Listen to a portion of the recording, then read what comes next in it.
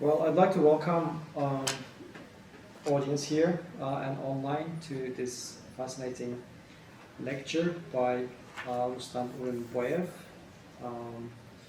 on behalf of Abu Sulaiman Center for Global Islamic Studies, of which the director Maria Lekek is with us fortunately today. I came across with Rustam's scholarship last year in Morocco. I was quite impressed by that. I'm sure he is one of the few scholars, if ever, studying on these two very interesting topics. One is really literally on the margin of Islamic world, both demographically and geographically. The other one is just at the heart of Islamic world and traditional Islamic society institution. And I'm very eager to hear what he has to say in follow-up to his previous presentations. I had the fortune to listen. Rustam Urinboyev is an associate professor of sociology of law, conducting interdisciplinary research on migration, corruption, governance, and penal institutions in Russia, Central Asia, and Turkey. He authored the book Migration and Hybrid Political Regimes, Navigating the Digital Landscape in Russia, published by University of California Press in 2002, and I believe he has another book in print at the moment on a similar topic. Maybe we can elaborate more on that. So I leave the floor to Rustam's presentation, and thanks to you for being with us today. Thank you so much for nice introduction, and I'm very happy to be here presenting my research at Abu Sulaiman Center for Global Islamic Studies, and thanks for inviting me. You already introduced me, so I don't think I need to say more, but as you said, I ongoing book project with California University Press, and it's about ethnic and religious identities in Russian prisons, and particularly the role of the Muslim transnational prisoners.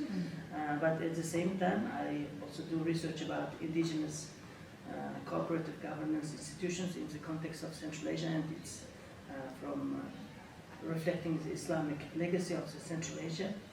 And today I will, my first lecture talk will be about the legacy of Islamic Public Administration in Central Asia, and I will talk about the role of about Mahalla institutions in Uzbekistan. So let me,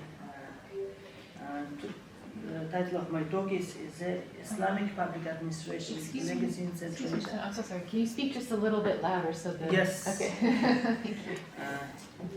Yes, let's see. So I would like to start my talk with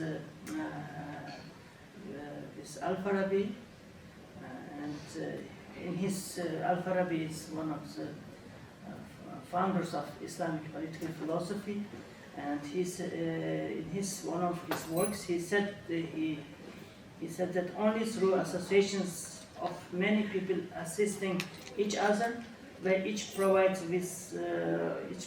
another with some share of the which is necessary for survival, may a person attain the level of perfection to which he is destined by his nature. So this is, I would like to elaborate more on what Al-Farabi said through the example of Mahalla institutions in Uzbekistan. So how the institution reflecting the Islamic values survived Soviet interventions and even interventions by the authoritarian regime in Uzbekistan after the collapse of the Soviet Union. First, I would like, before talking about the case of Uzbekistan, I would like to discuss the global context.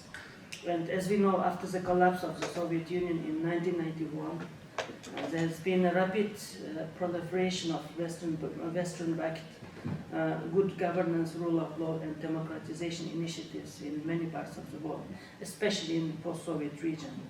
And there was, of course, widespread euphoria in the 90s that the introduction of Western-style legal systems and governance institutions would play a crucial role in promoting rule of law and democratization. And of course, these initiatives, reform initiatives, were based on the understanding that law and governance reform was a technical, managerial, and financial matter, which led to assume that the export of laws and institutions would lead to large-scale social change in post-Soviet region.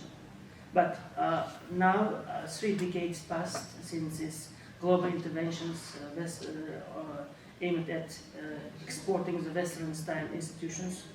We know that they largely failed, and countries like Uzbekistan, Kazakhstan, or Kyrgyzstan, or Belarus, or Russia, they didn't develop into democracies. But we see opposite tendency globally, visible in how in the search of authoritarian regimes globally, and there has been opposite tendency. Instead, these institutions,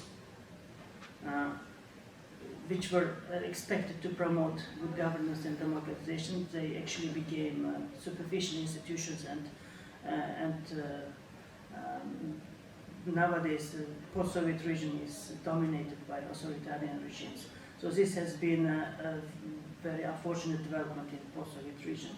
And of course, as a reaction to this global challenge, to these failures, there has been a growing call to rethink the existing approach, maintaining that governance and legal reform in developing countries in Africa, Latin America, or Asia should be country-owned and fit the local social fabric. And this means there is a need to move away from Western-centric, one-size-fits-all approach that failed to consider the uniqueness of individual countries and the contextual factors and indigenous institutions and traditions in non-Western societies. And so there has been a call to focus on power geometries, local customs norms in designing the legal governance or economic reforms. I will try to situate my research within these global debates and discuss the role of indigenous institutions. It's the example of Mahalla in Uzbekistan.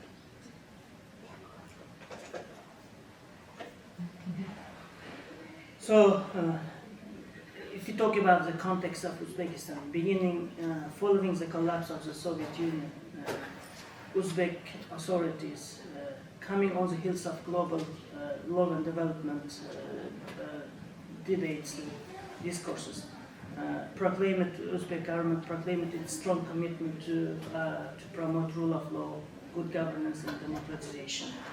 And but at the same time, Uzbek government made it clear that while adhering to global tendencies, Uzbekistan would also promote its centuries-old traditions and indigenous governance institutions. But after 3 decades, we know that Uzbekistan made little progress in transplanting Western-style institutions and traditions into its public administration system, and that many formal institutions of the government have achieved merely showcase quality. And this is visible in international indicators like World Justice Project, Transparency International's Corruption Perception Index, or Freedom House's Democracy Index. You know that Uzbekistan is not a democracy, but it's considered as one of the authoritarian regimes globally.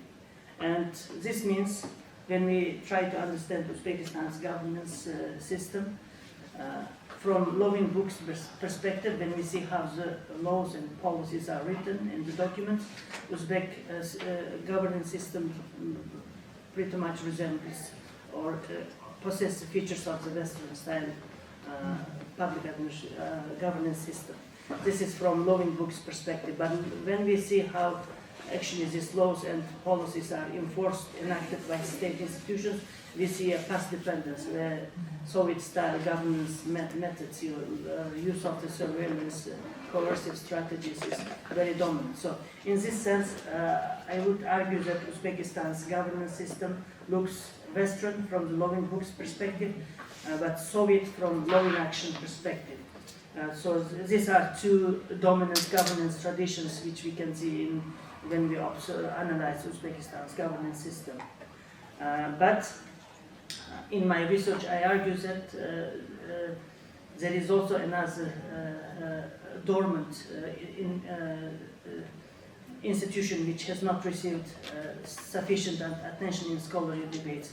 It's a legacy of the Islamic institutions in Central Asia. And I argue that there is a need to move away from state-centric macro-level descriptions if we want to understand how the Islamic legacy is still present in Uzbekistan's political landscape. And but unfortunately, in mainstream research on Uzbekistan, or generally speaking about governance process in Central Asia, they focus on macro-level topics and state-centric approaches. For example, talking about focusing on authoritarianism and persistence of Soviet-style governance, kleptocratic elites and the upper echelons of the state organizations, or corrupt law enforcement agencies, or economic inefficiencies, that is, despite the existence of different literature, there is one argument common to the previous research, that they focus on the formal public administration system of Uzbekistan. So in my research, I argue that there is a need to move away from formal state-centric approach to the bottom of society, to the everyday life processes. And when we observe how people behave in everyday life situations, how problems are solved, how people behave in ordinary circumstances, we see the existence of parallel Islamic legal order in Uzbek society. So the legacy and impact of Islamic legal culture and administrative tradition in Central Asia has largely been ignored. So this is surprising given the fact that Uzbekistan has a Muslim majority and was a heartland of 3 Sharia law-based independent states, Khiva and Kokand Khanates and Emirate of Bukhara, until the early 20th century. And Wolfgang Drexler argues that one of the most important determinants for governance in Muslim majority countries would probably be Islam, regardless of whether or not the state in question is secular. So based on this, in my research, I explored the legacy of Islamic public administration in Uzbekistan. And through the example of Mahalla institutions, an indigenous governance structure originating from Central Asia's Islamic past and administrative traditions. And more specifically, in my research, I try to explore how do governance and decision-making occur at a micro level and in everyday life situations. How is the legacy and impact of Islamic public administration manifested in everyday life in Central Asia? So Mahalla is an indigenous cooperative governance institution which is anchored on Islamic principles, has now become an institutionalized feature of Uzbekistan's public administration system through legislative codification and executive incorporation, and now operates partly on behalf of the state and partly community-driven as a local level provider of social welfare, public goods and dispute resolution. So during this presentation, I will demonstrate how Mahalla-based customary norms, religious practices, actors' values and principles shape everyday life and social relations, offering workable solutions for local level problems and acting as an informal service and welfare provision structure, given the failure of Uzbek government to secure the basic needs of its citizens.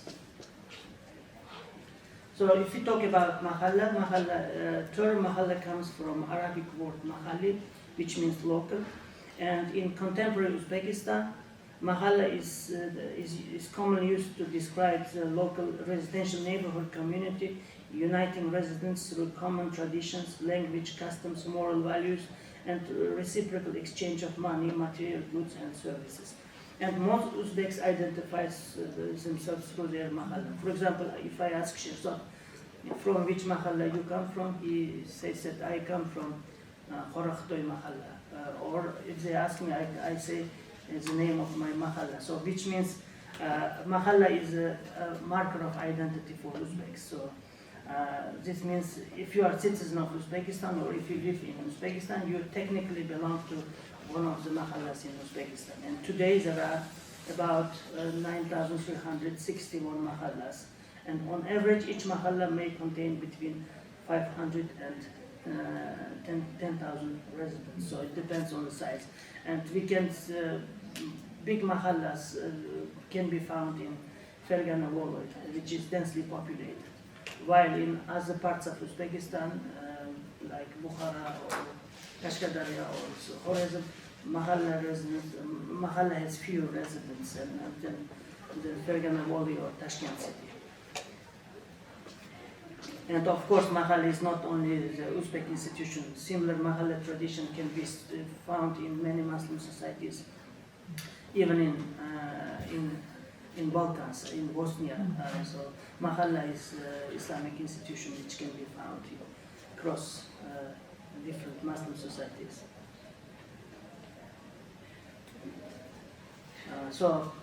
When we talk about the role of mahalla in Uzbekistan, it's important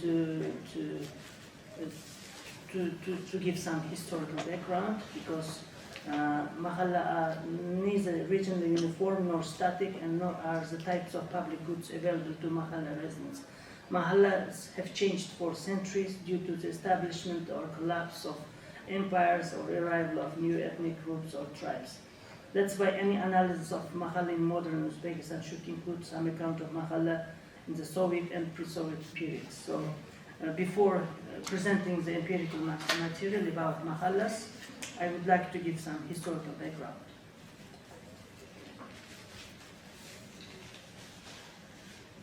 So pre-Soviet mahallas. The origin of the mahalla institutions in Central Asia dates back to pre-Mongol period, around 11th or 12th century, when Islamic empires dominated the political landscape of Central Asia, like Samanids, Seljuks, Karakhanids.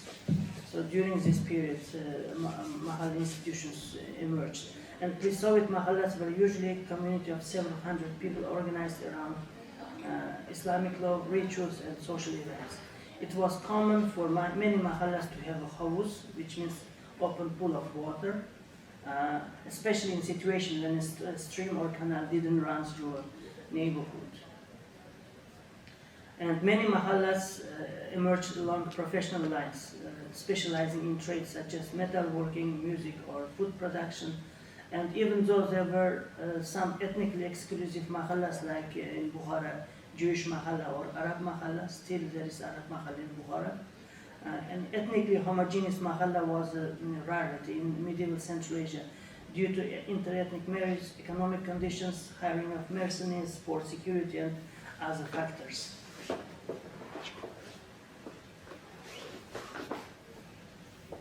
Olga Sukharyova, Russian anthropologist specializing in the study of mahallas in medieval Bukhara, notes that mahallas possess their separate mosque, tea house, bazaar, cooking areas, water supplies, cemetery, and other facilities, but these facilities were only accessible to the mahalla residents, not to others. So the mahalla was an institution which offered separate infrastructure for its residents.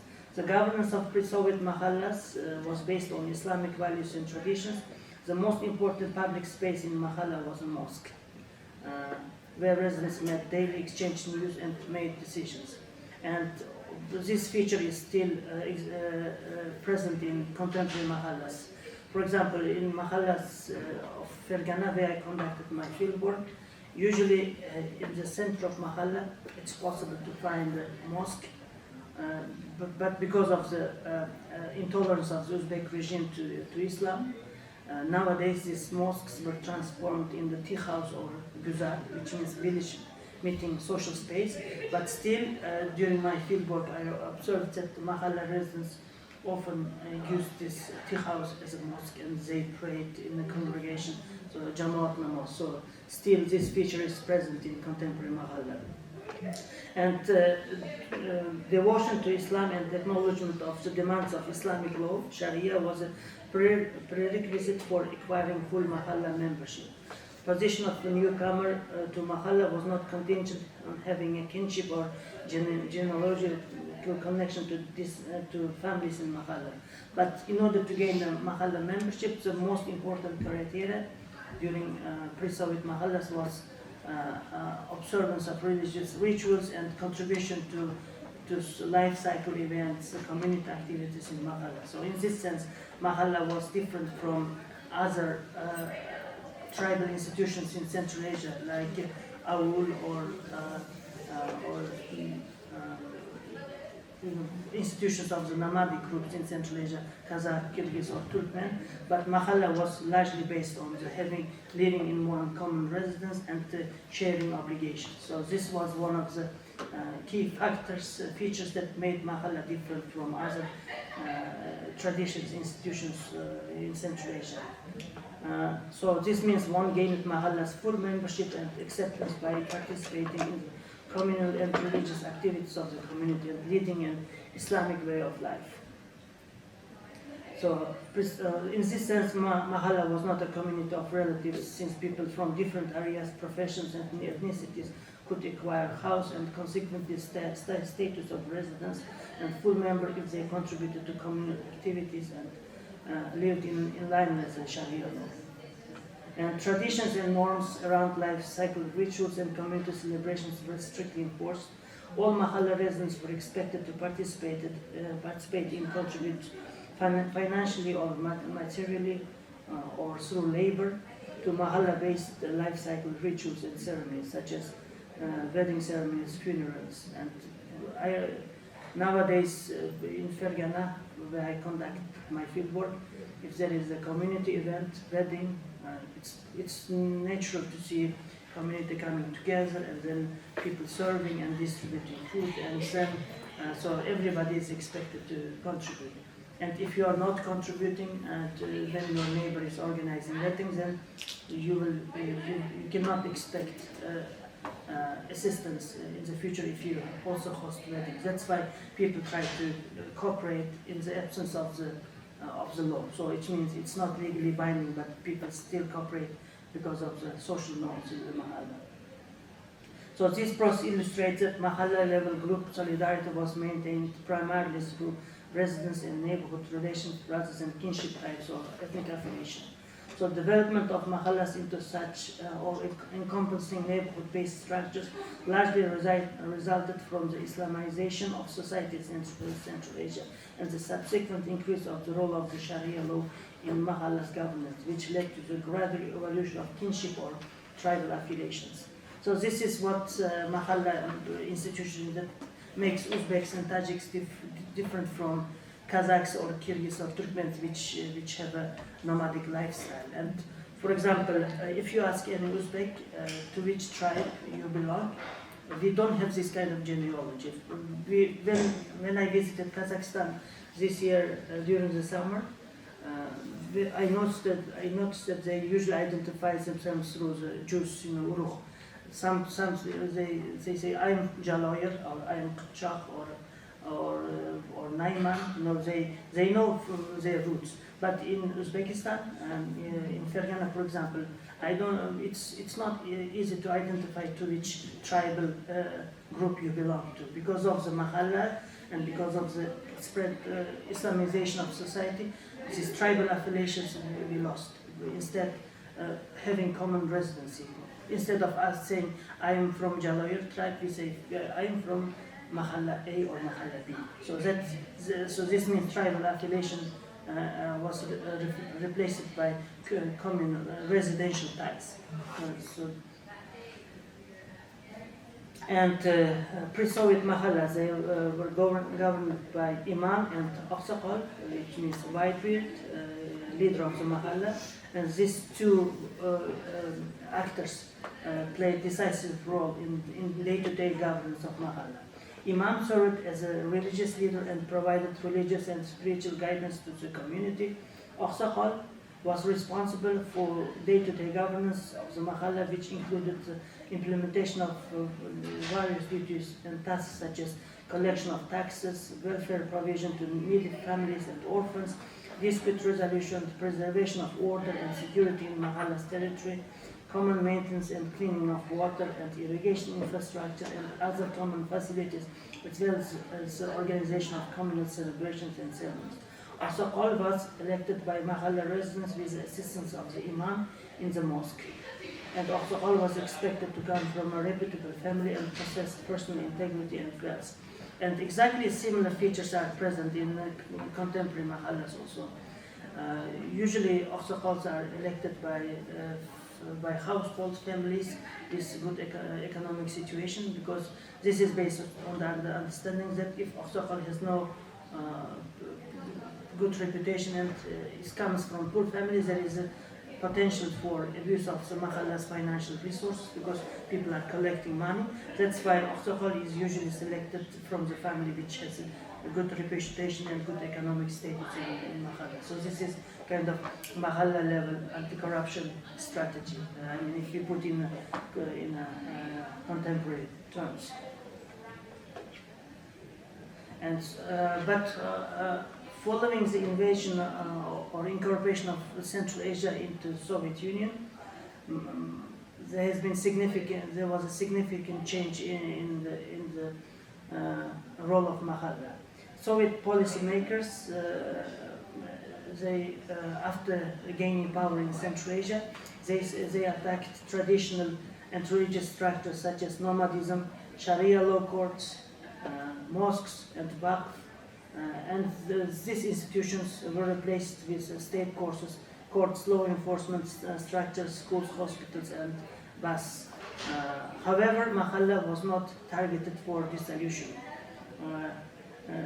thereby remaining, as I call it, the last fortress of Islamic public administration in Central Asia. This was due to the fact that there were serious concerns within the Soviet government circles that efforts aimed at eradicating mahalla would produce social unrest.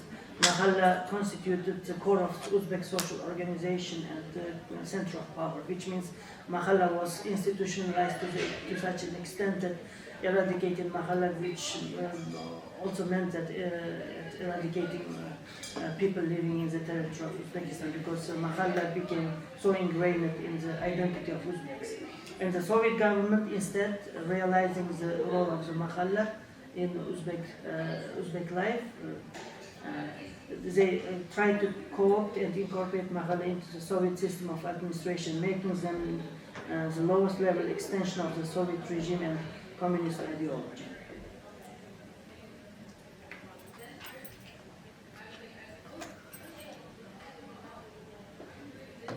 So while Soviet-era mahallas carried out the same name as medieval mahallas and looked similar on the surface, they had been transformed into fundamentally different institutions during the Soviet times. Mahalla-based, for example, social spaces like mosques were eradicated, but and they've been transformed into choykhanas. And then they started this red choykhana tradition, and by creating in each choykhana special reading corners consist of magazines, books, and posters in different languages which reflected the communist ideology. Soviet authorities also established women's group in each mahalla, which was tasked with resolving women's issues and changing traditional lifestyles. To maintain law and order, Soviet authorities also established several parastatal organizations, such as the Neighborhood Watch, Comrade Courts, which served as mahalla-level extension of the police, public prosecutor's office, and the courts. Another administrative intervention included the establishment of Soviet Assembly and Executive Committees in cities and districts. The main task of the committees was to implement the state's resolutions in local government settings. And as a result, Mahalla Committee, Representative Committee was established, and they were directly accountable to this district level branch of the Soviet government. So as a result, during Soviet times, mahalla became a lowest level extension of the local governments. And the mahalla committee became one of the extensions of the Soviet power, and the people's trust in the mahalla declined because mahalla became agent of the Soviet regime. And of course, this intervention weakened mahalla's welfare and public goods provision capacity. While during medieval times, mahalla residents primarily relied on their mahalla and waqf to gain access to public goods, and expected almost nothing from the state in terms of services. Late Soviet mahalla residents began to see the state as a primary provider of education, healthcare, water, law and order. People's attachment to their mahalla, especially their trust in the authority and legitimacy of mahalla structures, was seriously undermined.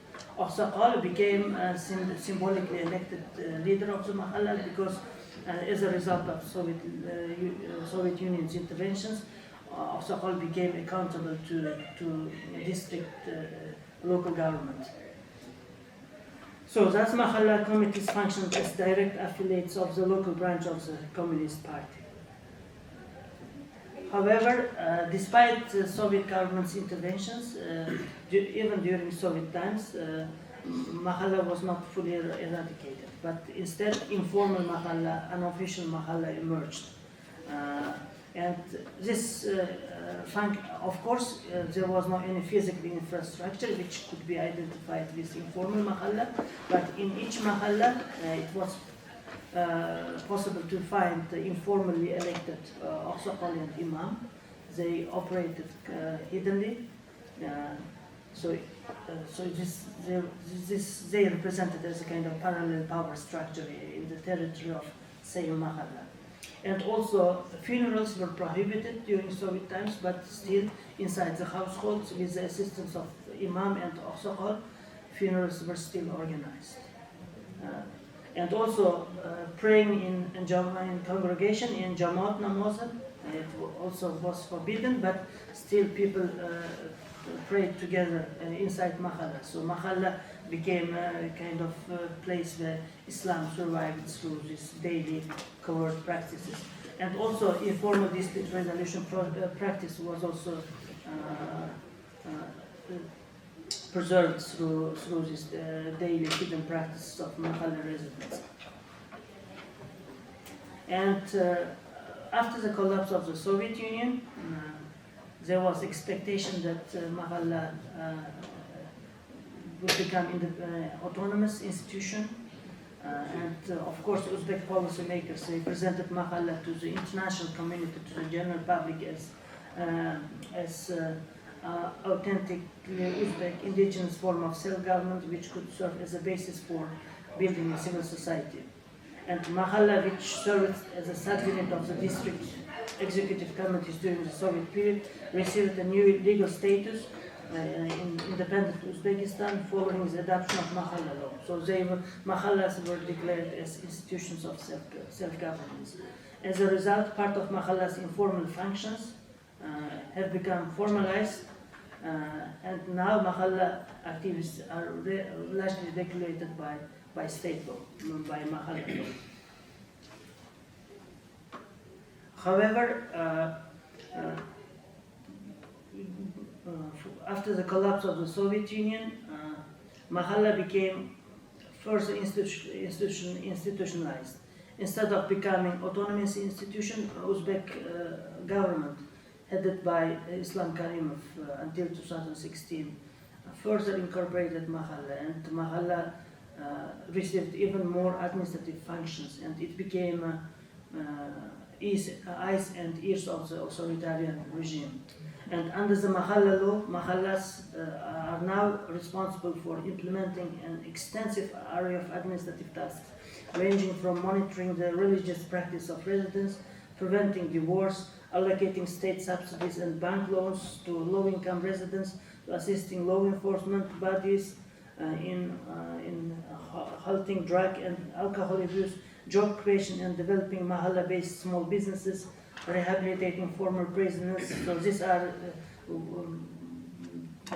tasks, I can go on with the list. So mahalla received extensive duties. So in this sense, mahalla have simply become subunits of the local state administration. So what we see in independent Uzbekistan, it's a continuation of Soviet-era practices of co-opting and incorporating mahalla into the system of public administration.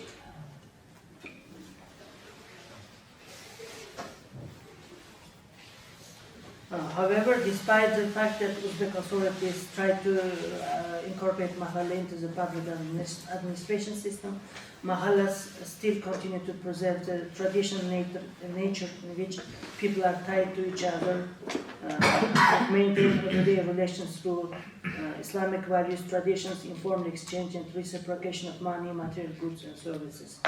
So, even during the Soviet era, as I mentioned, mahalla was able to maintain, preserve its traditional religious features. And if you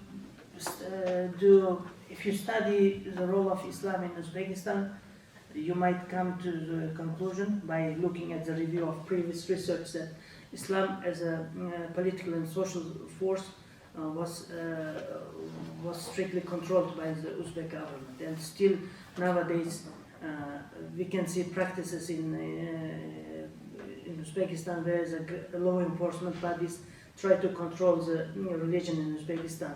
If you have, for example, a beard or if you have religious clothes, you are easily the target of the Uzbek law enforcement bodies. So still the government is trying to control Islam. But in everyday life, in mahalla life, it's not a state law, it's not a state ideology, but it's a mahalla which plays important role. The values, norms, symbols promoted by mahalla leadership, by mahalla community, this is what shapes people's everyday social behavior. So, in my research, I argue that when discussing the effects of Uzbek government's legal intervention on the mahalla, we need to distinguish between formal and informal phases of the mahalla. And my key argument is that we need to distinguish between administrative mahalla and social, which is informal mahalla.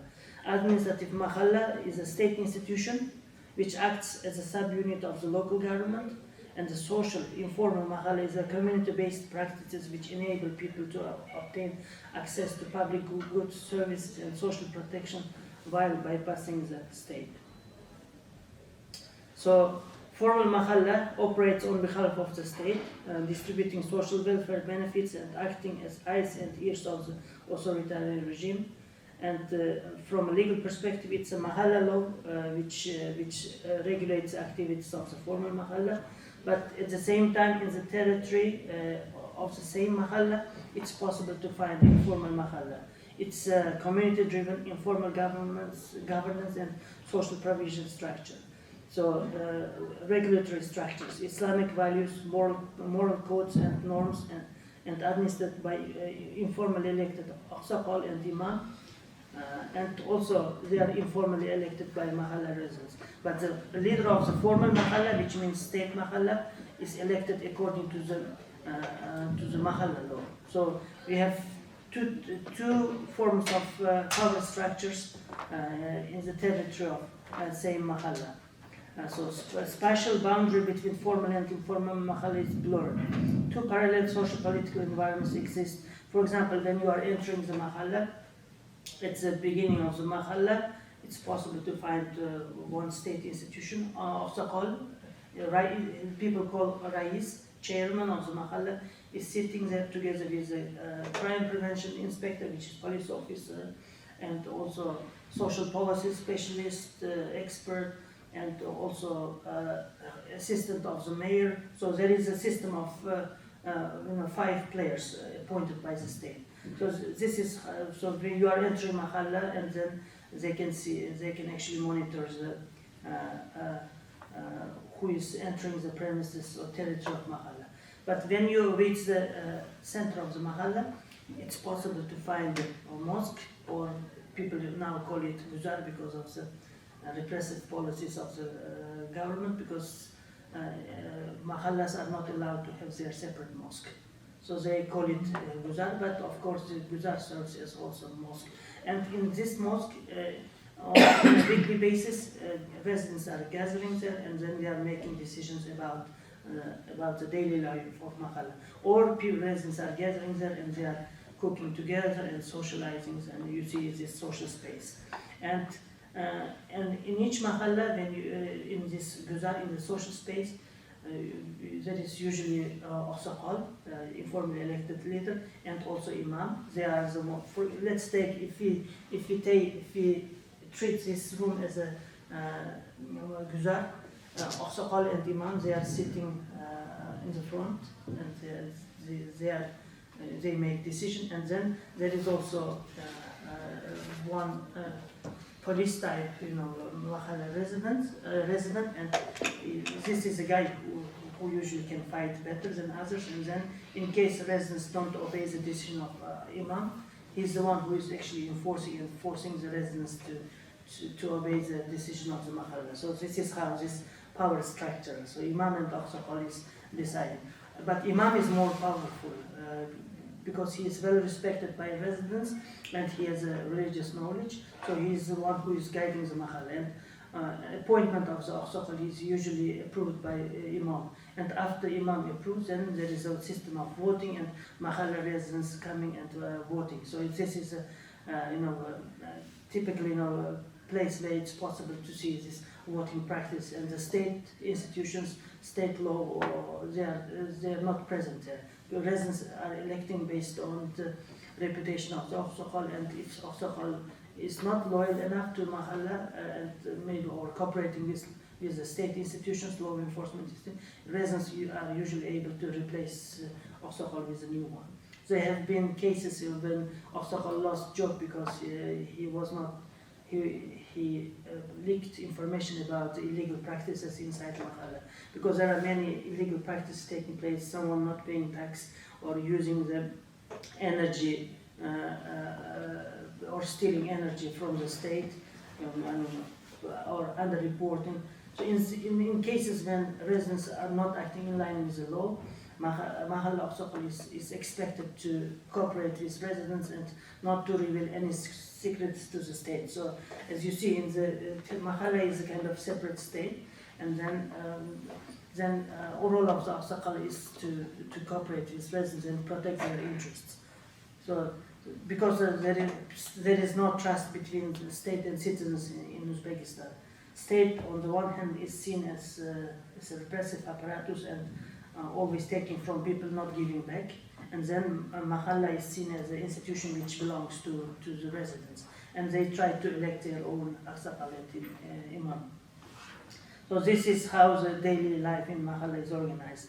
And the reason I call it Islamic Public Administration institution is because not the state law, but Islamic practice, Islamic values guide the behavior of residents. For example, if you are contributing to Mahalla's work, you are acting in line with these standards of being a good Muslim, and residents are encouraged to be involved in acts of zakat, ihsan. So if you are from rich family, you are expected to contribute more to Mahalla's common projects. So this is this is Guzar mosque.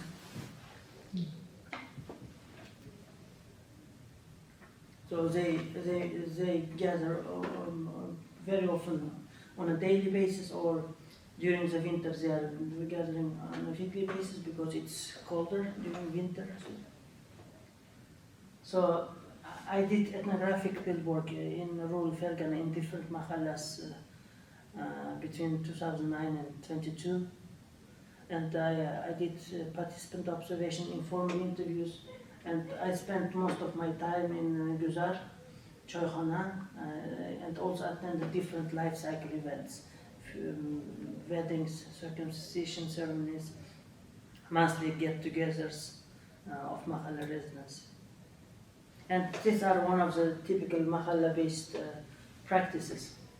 It's a hashar, for example. It's during the Soviet times, from my childhood I remember.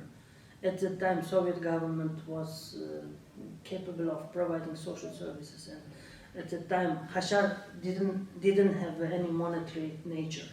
And when we talked about hashar, it usually implied cleaning the roads, cleaning the streets, or contributing with labor when one of the households has a construction or a building. Then we all Mahalla residents, even we children, we went and then we contributed labor.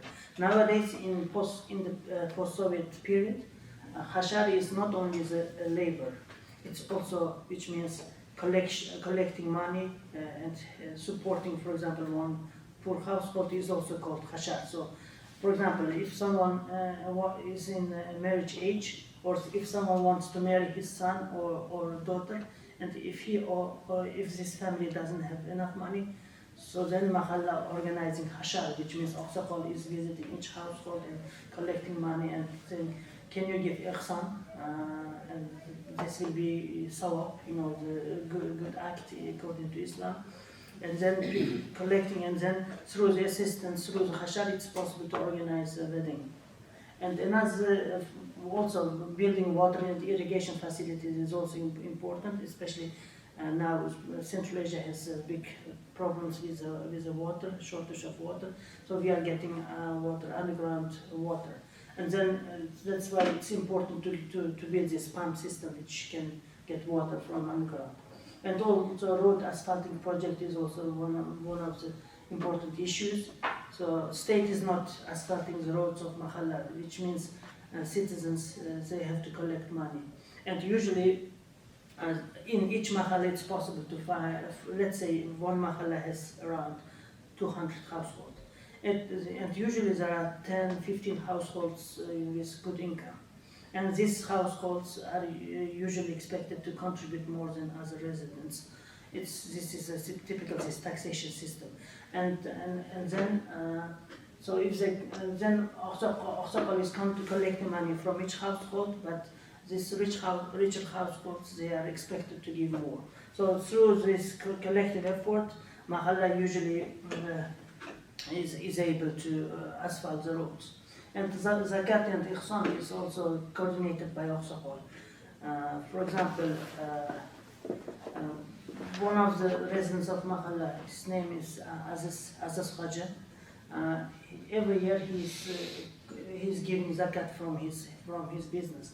And when he wants to give Zakat, he's calculating the profit he has and the percentage, and contacting Oksakol and Imam, and then they are giving the list of families which need assistance. And also another system is Rasichlar and informal trade. According to, if I go to the next one, this Rasichlar is a debt-based trade, and this is a typical Islamic business. According to Islam, interest rate and taking a percentage is not allowed. So, which means these businessmen, they are usually borrowing agricultural products from the farmers in the Mahalla, and then they are selling these products in the markets, bazaars of Russia. So this means they are not paying any interest rate to Mahalla residents, and there is trust. And they are expected to pay back when they sell the products in Russia. So this is a debt-based, trust-based business also. And Oksakol and Imam, they are usually the ones regulating this. And then this businessman, entrepreneur enters the territory of Mahalla, because they might live in other Mahallas. Then they are usually approaching Oksakol and Imam asking, we want to buy agricultural products from your Mahalla. Can you talk to residents and convince them to borrow their products to us? And then Oksakol and Imam, they are putting conditions and then negotiating the price and then setting the price, and then these agricultural products are sold to businessmen. So this is elders of the Mahalla. But one thing needs to be clarified here: Mahalla is a very patriarchal institution. I mean, it's usually the males who are making decisions. So you see, it's in Mahalla's mosque. So this is daily life. but women also gather in the street, and they are also conducting the bulk of information exchange, and they are also discussing the daily life. So in this sense, Mahalla is from this perspective, as you see, it's more modern institution. Unlike in more conservative societies where women are expected to be inside the household, but in Mahalla it's possible to see more secular lifestyle also. So I don't know how much time I have. Do I have time or To me. Yes. Okay. how much time I have? I can present this energy dispute case study if I have, or should I? 10-15 minutes. Okay. Another, I want to present this case study briefly. Uzbekistan is considered as one of the countries rich in natural gas. But despite the fact that Uzbekistan exports energy to other countries, to Russia and China, local consumers, population suffer from the lack of energy during the winter. This is because all the energy resources of gas is exported to Russia and China. So this means there is a shortage of energy during the winter, and then this means people have to actually fight for gas, natural gas during the cold winter period. And this is the central gas distribution machine, and through this machine the gas is distributed to different households in Mahalla. So you see how the pipes are. So this means each household has a connection to this central pipe. So, but one problem is with this system, because the balance of the gas is very low in the pipes, which means you can actually have more energy, more gas, if you use this pump, which sucks gas from the main pipe. So in the Mahalla where I conducted field work, they call it pilisos, which means vacuum cleaner. It's from Russian. So they use pilisos, and if you use it, then you can get more. So this was widespread practice in the Mahalla, and everybody used pilisos pump. And this was illegal to use because regional, local government through police and district gas supply department, they usually conducted raids in Mahalla to find out who is using, because this is this is dangerous, and because if you don't check it, there might be a fire in your household. But Mahalla Oxokhol was first Oxokhol. He was not loyal enough to Mahalla residents, and when the police came to check the households, he reported the households which used pump. And then Mahalla residents were very angry, and he was fired immediately next day in the citizens gathering in mosque. And then new Oxokhol was elected by residents, and then Oxokhol didn't report. When police and state officials entered the territory of Mahalla, he immediately made phone call to us residents, and everybody was able to hide their pilisos. So this was established practice, and state was not able to catch residents. But this was not the end of the story, because then there were rich households in families in the Mahalla, and because this is a standard one, but if you are a richer household, you can actually buy a better pump, which can actually suck more gas. And then there were households and the rich families, they started using this big pump. As a result, they sucked the gas of neighbors, and there was a dispute inside Mahalla. And there was a meeting in mosque, and then during the meeting in mosque, then these rich families, they were warned that if they don't use the standard pilisos pump, they will face consequences.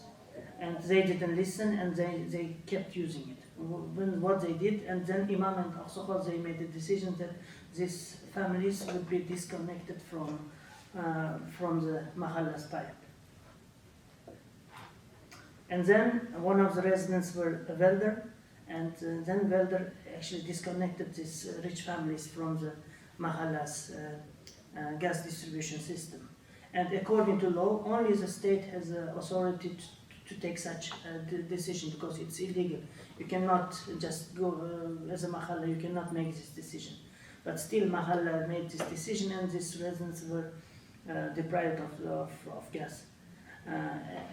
And then this rich households, what they did, they contacted the district gas supply department, and they paid bribe. And then through this bribe, they brought separate pipe to Mahalla, which was not connected to Mahallas. And these families, they were 11 families, and then as a result, a new phenomenon emerged. Now people started calling these families 11 rich. So they had their separate pipe. Still, it was problematic even after this conflict was not resolved, because even as a residents they started using bigger pilisos. This was it became again difficult to coordinate the action. And then Imam and Aqsaqal they organized a meeting in mosque, and they said that they made another decision to solve this dispute. And as a result of this decision, so they, let's see.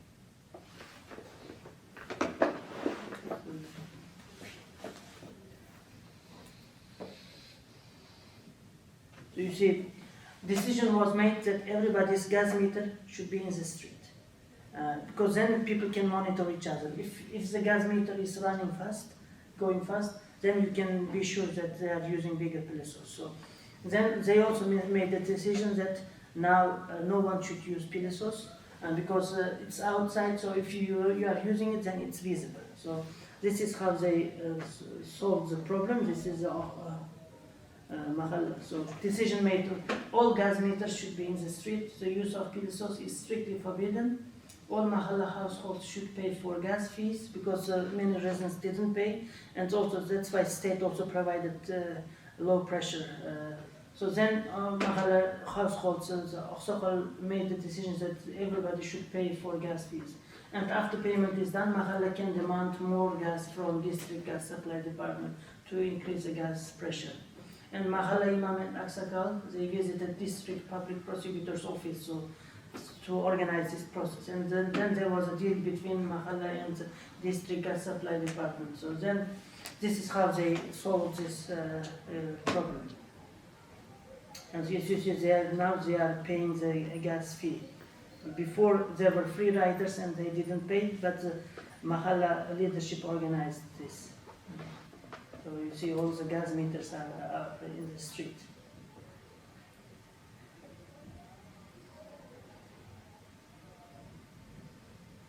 So concluding remarks, so from these different case studies, it's obvious that the state has lost its legitimacy in the eyes of the people.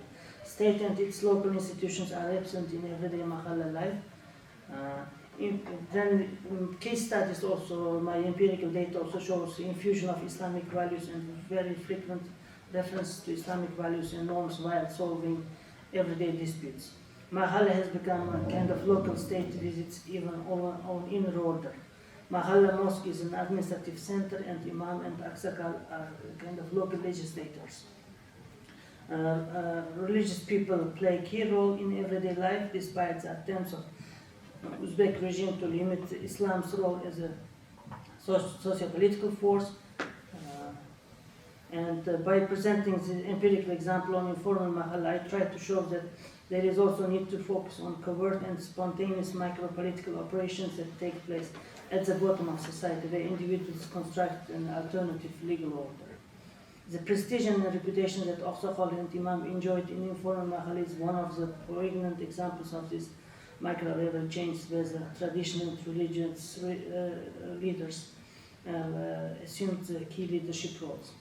So Mahalla, operating at the bottom of society, embodies the features of Islamic public administration, or operating in the semi-shadow of the global West.